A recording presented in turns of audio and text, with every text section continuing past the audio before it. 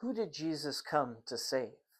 If you read the Old Testament, if you read the language of the Old Testament, it seems like Jesus came only to save the Israelites. But if you go into the New Testament, if you read the four Gospels, Matthew, Mark, Luke, and John, you can see that Jesus didn't come for just a certain group. He came for all people.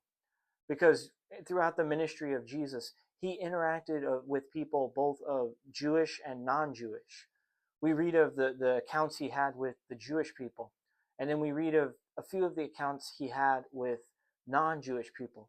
One of them being a Syrophoenician woman, a woman that is Phoenician, lived on the coast of Israel, and she goes to Jesus and asks him to heal her daughter who is suffering with a demon.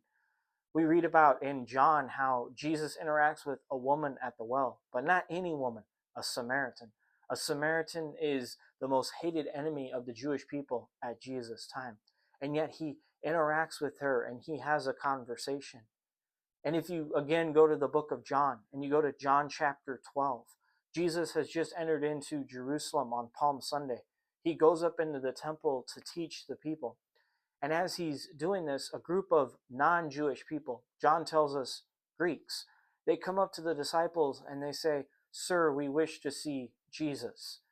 And through that, we see that Jesus' ministry wasn't just for the Jewish people, it was for all people. Jesus didn't come for just a certain group of people.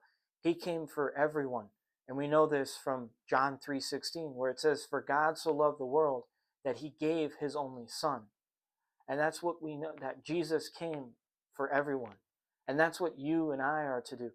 We are to show Jesus to everyone through our actions, through our words, and through the love that we show to others.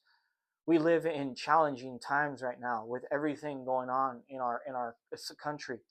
And yet, as followers, as disciples of Christ, we are to use the model of Jesus. We are to show Jesus to everyone that we encounter. If you'd like to know more about the life of Jesus and how you can reflect the love of Jesus, then please visit us on our website at www.stmats.net. Or if you're in the northern area of Chicago, you can visit us for worship here at St. Matthew.